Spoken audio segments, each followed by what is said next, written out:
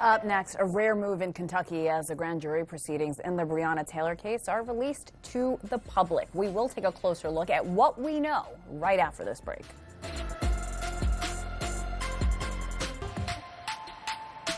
Welcome back to Cheddar's News Wrap, everybody. Following public outcry in the Breonna Taylor case, the Kentucky court released the recording of the grand jury proceedings.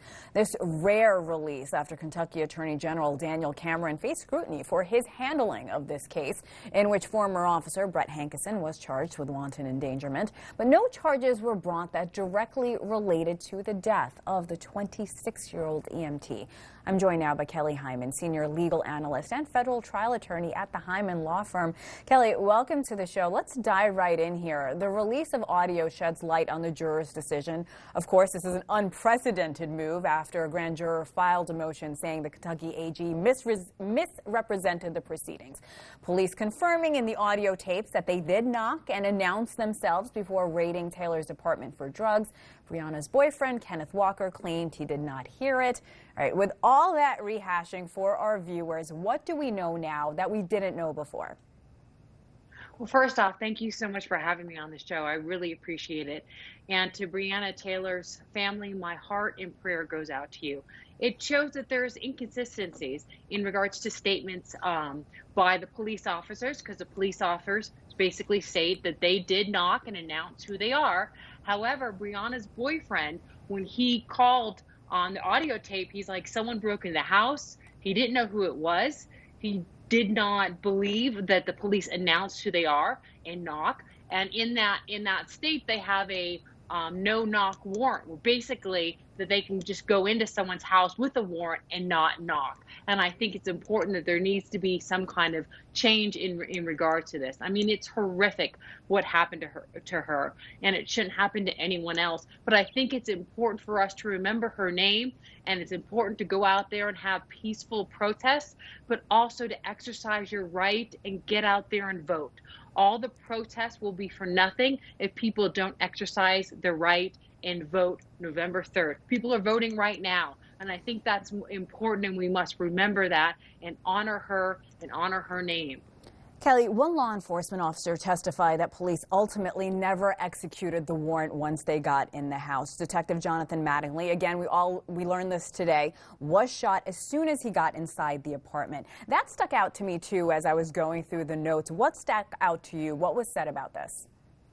No, I think that's an interesting point, but you have to remember, you're inside the house, and according to Breonna's boyfriend, he didn't hear anyone announce, and you come in and he wanted to protect her and protect his house. And so that's why he was just, absolutely shocked. But the number of shotguns that went off, I mean, that is just horrific. Someone, when you're in your home, you feel that you should be, safe. And that's just not what happened. And my heart and prayer, goes out to her family to lose someone like that. I'm curious, juror deliberations, prosecutor recommendations, statements, none of them were recorded. That's according to the state attorney general's office, therefore not part of the hours of material release. I just wanted to look down and get that exactly right, because I was trying to make sense of it. You, as a federal trial attorney, does this surprise you at all? No, not at all. I mean, it's very rare in a grand jury that they're going to give this information. And the jury deliberation is very sacred, what people think about from that standpoint as well. But the fact that there needs to be accountability and transparency, and I think it was important for the people to hear exactly what evidence the grand jury, heard in regards to the matter. And now with the grand jury charges, there's going to be another criminal trial based on what the grand jury made a determination on.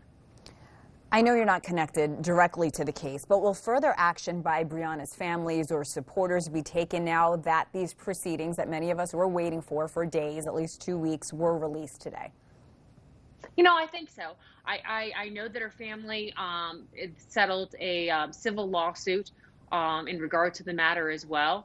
But they also wanted to bring about change and reform. And I think that's admirable and wonderful, so that there'll be no longer these no knock warrants. So when the police officer, they can't just well, when they have a warrant, just go right into your house. And there needs to be some kind of reform and change. And I think it's important that people peacefully protest. And I think that's important, but also all these protests and everything, and Black Lives Matter. And so people need to exercise their right and get out and vote. Let your voice be heard and vote. It's such an important election. People are voting right now.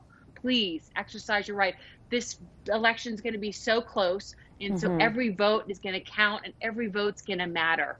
Kelly, in 2016, people were upset and they got out and protest, but how many of those people were protesting really voted? So please vote, exercise your right. Absolutely. It matters. You're absolutely right. And very quickly, before I let you go, how rare was it to have these proceedings released to the public? And how do you think this case has been handled, Kelly? It's always hard. You look back on 2020 and you can always say, well, it should have been handled this way. It shouldn't have been handled this way. I think it's important for the American people that there was transparency and there was a grand jury. I honor our legal system, and the grand jury, based on the evidence that they heard, made a determination on that. And people, can disagree. It's kind of like, a trial. When the jury comes back, innocent or guilty, people say, no, that wasn't right. But those are our peers, and we have to respect that and honor that. And that's part of, our great American system that we have. Kelly Hyman, senior legal analyst and federal trial lawyer at the Hyman Law Firm. Kelly, thank you so much.